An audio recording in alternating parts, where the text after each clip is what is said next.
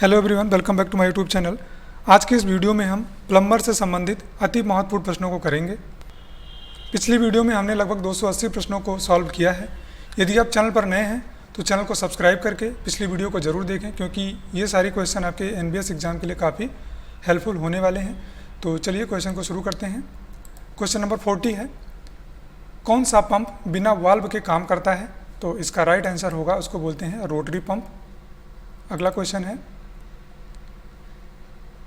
किस पंप में पिस्टन होता है जो कि पंपिंग के लिए सिलेंडर में चलता है?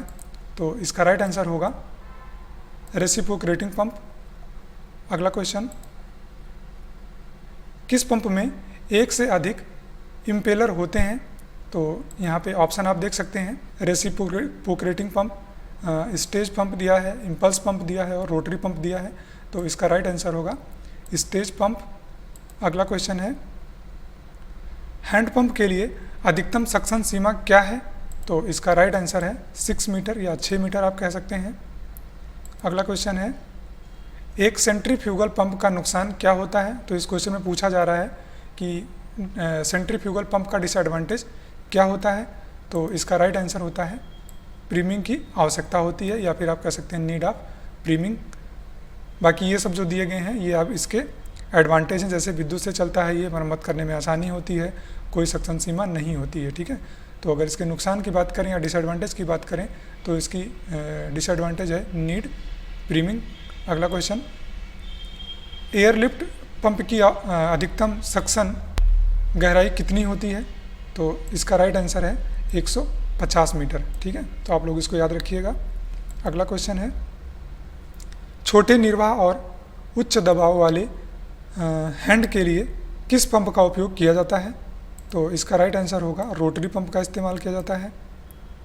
अगला क्वेश्चन, न्यूमेटिक प्रेशर सिस्टम में किस पंप का उपयोग किया जाता है?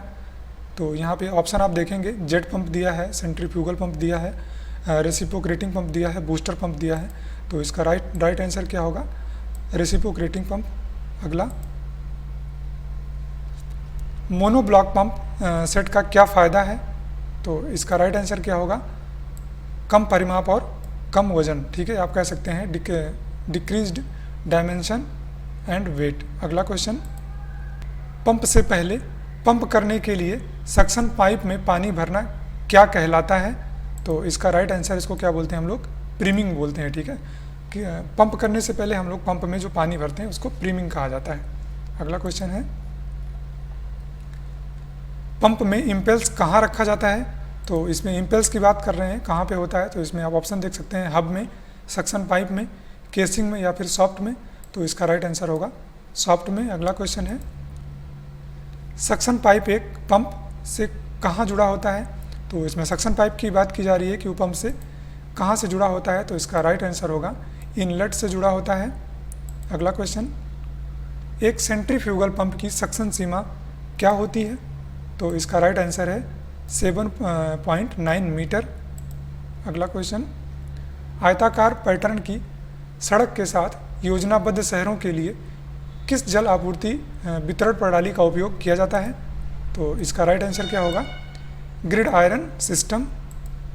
अगला क्वेश्चन है, पहाड़ी के पीछे ट्रीटमेंट प्लांट से सीधे मेन तक पानी पहुंचाने के लिए किस वितरण प्रणाली का उपयोग किया जाता है?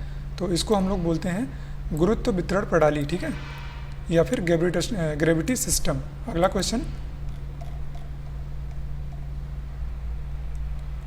आवश्यक दबाव प्राप्त करने के लिए सीधे पंप किए गए पानी के वितरण के लिए किस प्रणाली का उपयोग किया जाता है? तो इसका राइट आंसर है डायरेक्ट पंपिंग प्रणाली। अगला क्वेश्चन है, किस वितरण प्रणाली का उपयोग पाइपों और अर्थन चैनल के माध्यम से ऊंचे जलाशय तक ट्रीटमेंट प्लांट तक ले जाने के लिए किया जाता है? तो इसका राइट आंसर होता है डुअल सिस्टम, या फिर आप कह सकते हैं दोहरी प्रणाली। अगला क्वेश्चन है, पाइपलाइन में स्टॉक कॉक कहाँ फिट होता है? तो यहाँ पे ऑप्शन देख सकते हैं आप, बीच में होता है या फिर अंत में होता है, या फिर गेट वाल्व के पास होता है, या फिर एयर वाल्व के पास होता है। तो जो आपका स्टॉप कॉक होता है वो बीच में होता है। ठीक है, अगला क्वेश्चन, कौन सा वाल्व अनियंत्रित प्रवाह की अनुमति देता है। तो इस क्वेश्चन में पूछा जा रहा है कि ऐसा कौन सा वाल्व होता है जो अनलिमिटेड कह सकते हैं फ्लोइंग का परमिशन देता है या अलाउ करता है। तो इसका राइट आंसर होगा स्लूस वाल्व। अगला क्वेश्चन, धुलाई के लिए वितरण प्रणाली के अंतरिम सिरों में कौन सा वाल्व फिक्स होता है। तो इसका राइट आंसर होता है, इसको बोलते हैं स्क्वायर वाल्व। अगला क्वेश्चन, कौन सा वाल्व केवल एक ही दिशा में प्रवाह की अनुमति देता है। ये क्वेश्चन थोड़ा सा इंपॉर्टेंट है आपके लिए, तो इसको बोलते हैं चेक वाल्व। ठीक है, इसको चेक वाल्व बोलते हैं हम लोग, जो आपके हैंड पंप वगैरह में अक्सर इस्तेमाल होता है। अगला क्वेश्चन है, कौन सा वाल्व उच्च दबाव अनुप्रयोगों में प्रयोग किया जाता है। तो हाई प्रेशर के लिए कौन सा वाल्व यूज़ किया जाता है। तो इसका राइट आंसर होगा, इसको बोलते हैं हम लोग निडल वाल्व या फिर सुई वाल्व भी बोल सकते हैं इसको। अगला क्वेश्चन, जलाशय से कीचड़ और गाद निकालने के लिए किस वाल्व का इस्तेमाल किया जाता है। तो इसका आंसर काफ़ी आसान है, इसको मड वाल्व बोलते हैं। ठीक है, मड का मतलब वही गंदगी या कीचड़ होता है, तो इसको मड वाल्व भी बोलते हैं। अगला क्वेश्चन है, कौन सी अशुद्धियाँ विद्युत आवेशित हैं। ठीक है, तो विद्युत आवेशित अशुद्धियों के बारे में पूछा जा रहा है। तो इसका राइट आंसर क्या होगा, कोलाइड अशुद्धियाँ। अगला क्वेश्चन है, बूस्टर पंप को फिक्स करने के लिए मुख्य मानदंड क्या होता है या क्या है। तो इसका राइट आंसर है अपर्याप्त दबाव या फिर इनसफिशिएंट प्रेशर। अगला क्वेश्चन, पंप की ऊर्ध्वाधर डिलीवरी लाइन में एक गैर वापसी वाल्व को फिक्स करना क्यों आवश्यक होता है। तो इसका राइट आंसर होगा वापसी के दबाव से बचने के लिए। ठीक है, इनलेट साइड में किस पंप में सक्शन पाइप और दबाव होता है। तो इसका राइट आंसर क्या होता है, इसको हम लोग बोलते हैं जेट पंप। ठीक है, अगला क्वेश्चन है, बेसिन के किस हिस्से में गर्म पानी का कनेक्शन किया गया है जिस समय गर्म और ठंडे पानी की आपूर्ति उपलब्ध है। तो इसको बोलते हैं बाईं तरफ या फिर लेफ्ट साइड। अगला क्वेश्चन है, कुएं के पानी में किस प्रकार की निलंबित ऑर्गेनिक अशुद्धियाँ बीमारी का कारण बनती हैं। तो यहाँ पे ऑप्शन आप दे सकते हैं, जीवाणु दिया गया है, चिकनी मिट्टी दिया गया है, एल्गी दिया गया है, गाद दिया गया है। तो इसका राइट आंसर क्या होगा, जीवाणु या फिर बैक्टीरिया आप कह सकते हैं।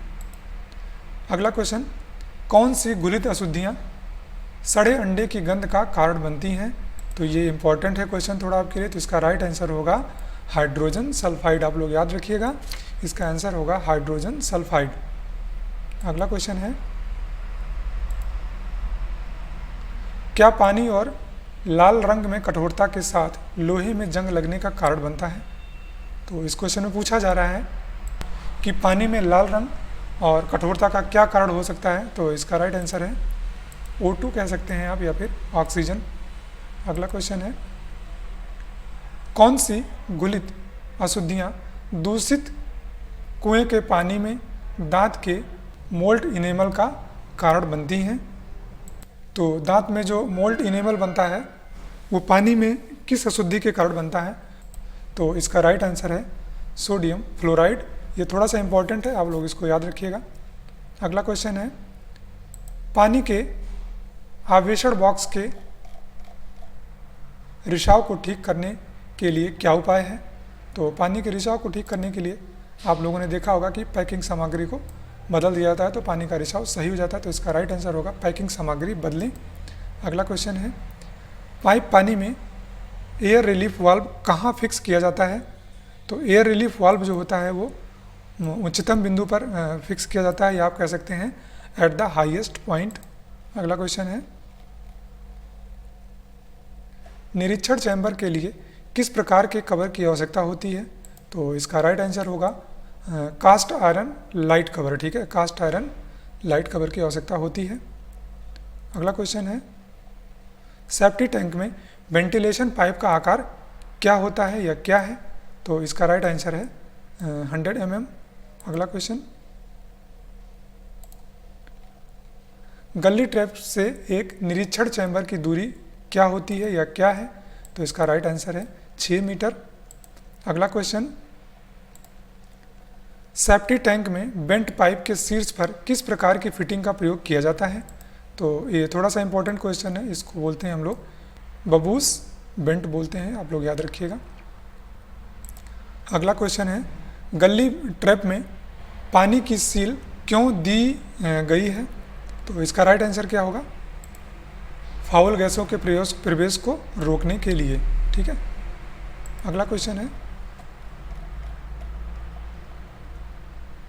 गली ट्रैप का न्यूनतम मानक आकार क्या होता है? तो इसका राइट आंसर होगा क्या? 100 × 100 होता है। अगला क्वेश्चन है, यहाँ पे एक डायग्राम दिया गया है और एक्स के रूप में चिन्हित भाग को पूछा गया है कि क्या कहलाता है?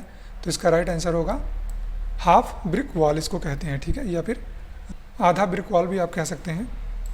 तो दोस्तों आज की वीडियो में इतना ही। वीडियो अच्छी लगी हो तो वीडियो को लाइक ज़रूर करिएगा और चैनल पे आप लोग बने रहिए। क्वेश्चन सीरीज खत्म होते ही आप लोगों को प्रैक्टिस सेट कराया जाएगा। मिलते हैं अगली वीडियो में, तब तक के लिए धन्यवाद।